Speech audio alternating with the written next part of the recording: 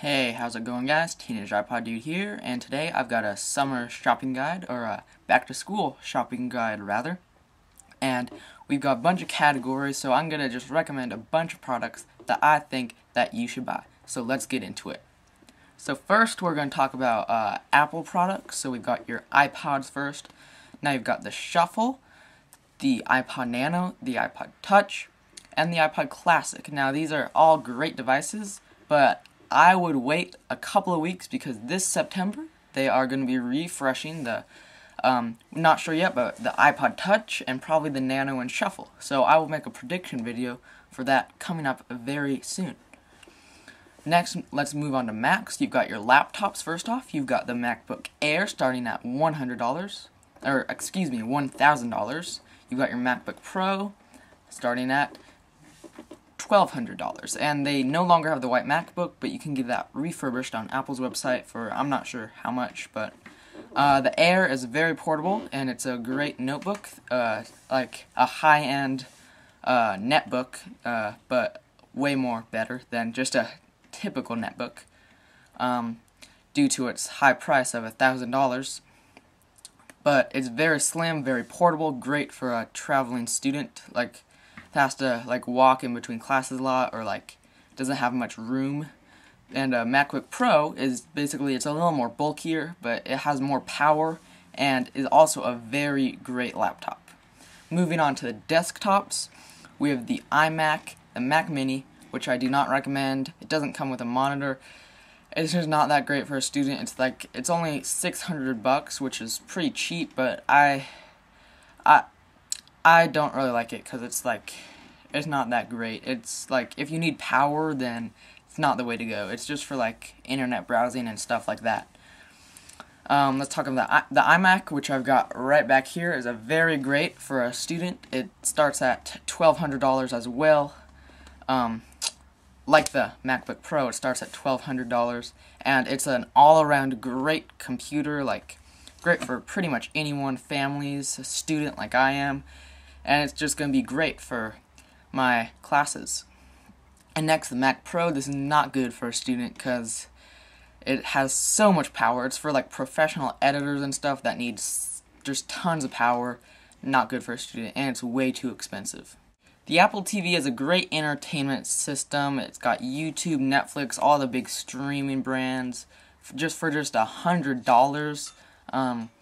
It's great for families, whatever. If you need TV shows, you've got it right there, all streaming. You have iTunes, and you can even play stuff from your iDevice through wireless, through Wi-Fi. And the competitor for that is the Roku 2. So it starts at $60 and goes all the way up to $100 for the premium model. And Roku 2 is basically the same thing, but you've got an HD one right in the middle. You've got your baseline one for $60, and you've got a gaming one which actually plays games for $100. So those are your basic entertainment systems from Apple and Roku 2. Next, we're going to be talking about tablets, specifically the iPad 2. Now, the iPad 2 has two models. You've got the white and the black, and they both come in Wi-Fi and 3G. You can purchase the iPad 2 on Verizon as well as AT&T if you would like 3G, but the base model, only Wi-Fi, is only $500. Other tablets that will also run you around $400 are the Samsung Galaxy Tab running Android and the BlackBerry Playbook. We're talking about the iPhone 4 from Apple, and the iPhone is on two carriers as well, which is Verizon and AT&T, and the iPhone 4 will run you $200. It's in black and white, Retina display, A4 processor, but I recommend waiting until October when the iPhone 5 will be released. So we're talking about gaming. So run over all the basic consoles. The Xbox 360 will run you about $200, the Wii about $170, PS3 $250, PSP $130, and the games I recommend are Black Ops, Modern Warfare 3, which will be dropping in November, and Battlefield 3, which will be dropping in October. The the desktop I recommend is the Gateway SX285 2850-33 with an i3 processor and a 3.2 gigahertz. And it's 3.2 gigahertz. And this will be great for the average student. It's not that much power, so if you would wish to upgrade, then you probably should. And the laptop is the Dell XPS 152, and it will run you $1,000. The netbook I recommend is the Lenovo ThinkPad X1700, and that will cost you $490.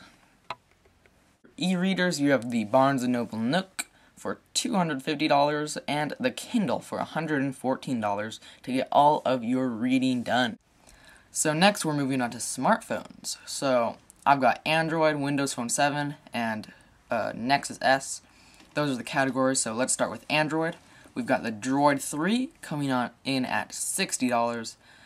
This is it's the latest Android device. It's available on all the major carriers, and it's the latest phone in the classic Droid series. For Windows Phone 7, we have the HTC HD7S, and this is the latest Windows Phone 7 phone device, and it is on AT&T. And Nexus S is the latest phone from Google running Android, and it was released in the last year, but in the next year, the next Nexus device from Google will be the Nexus Prime. We haven't heard much about that, but be expecting rumors and stuff to be going out the wazoo. That concludes it for smartphone. As that's it for this video. This again was the back to school shopping guide for 2011 back to school shopping season. I've been Teenage iPod Dude. Expect another gift guide around November for Black Friday, probably around Thanksgiving like I did last year for the holiday shopping season. As always, this has been Teenage iPod Dude, and I will see you in the next video.